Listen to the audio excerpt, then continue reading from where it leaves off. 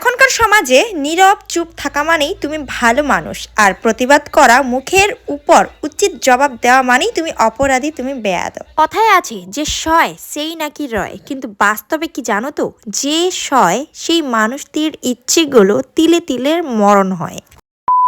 সকলকে নমস্কার জানিয়ে আজকের ব্লগটা শুরু করছি এখান থেকে। এটি ছিল 29শে ডিসেম্বর 2025-এর, ছিল সোমবার। তাই সকালে সব কাজ ছেড়ে, যেহেতু মহাদেবের দিন, তো পুজো টুজো করে চলে এলাম মুড়ি নিয়ে। চায়ের সাথে মুড়ি, তার সাথে রয়েছে নিমি। বয়সটা ধীরে ধীরে বাড়লেও কিন্তু মনটা আর সে বাড়ছে না। আগের মতোই চায়ের মধ্যে নিমি ভিজে খাওয়াটা অনেক ভাল লাগে, সাথে আমার বাচ্চারাও খাচ্ছে। বেশ কদিন ধরে ঠান্ডার প্রভাবটা একটু বেশি দেখা দিয়েছে। তো যাই হোক, এবার চলে যাই শাশুড়ি মায়ের জন্য রুটি করতে, তারপর চলে যাব ভাত বসাতে। সত্যি কথা বলতে কাজ করতে না একটুও বিরক্ত লাগে না, কিন্তু সবসময় বাড়ির বউয়ের নিন্দা হয়, তাহলে কিন্তু অবশ্যই সেই বউটি নিজের রাস্তা পরিবর্তন করতে বাধ্য হয়। সকালে 4 রুটি দিয়ে দিলাম শাশুড়ি মাকে। এত কাপড় ধুয়েছিলাম, সব কিন্তু ছিল বালতিতে, আর মেলানো হয়নি। ভাত বসানোর আগে চলে যাই ছাদের উপরে। সূর্য মামা তো উঠেনি, বায়ুর প্রভাবে যতটুকু শুকোতে পারবে। বাচ্চাদের কাপড়গুলো কিন্তু অনেক প্রয়োজন হয়। এবার কিন্তু শ্বশুর মশাই বাজার থেকে চলে যায় সেখানে রান্না করতে। তো বাজার থেকে আজকে নিয়ে এসেছে মূলা, সেটা নাকি শাশুড়ি মা খাবে, কবি সাথে বেগুন। তো সেখান থেকে আর কোনো কিছু ক্যাপচার করতে পারিনি। রান্না বান্না করে বাচ্চাদের সামাল দিয়ে আবার বিকেল বেলা চলে গেলাম মেলানো কাপড়গুলো তুলতে।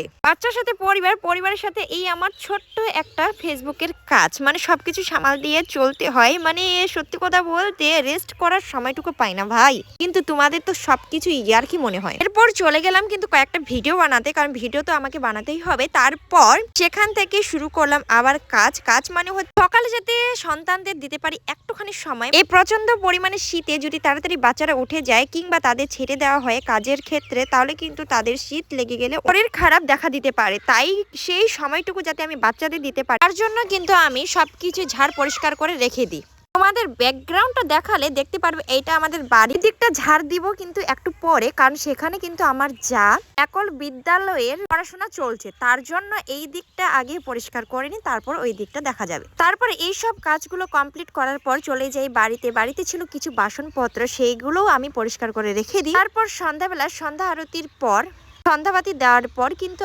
আমরা চা ভাকা পিঠা খেয়ে ফেলি। এটাই ছিল আমাদের সন্ধ্যার খাবার।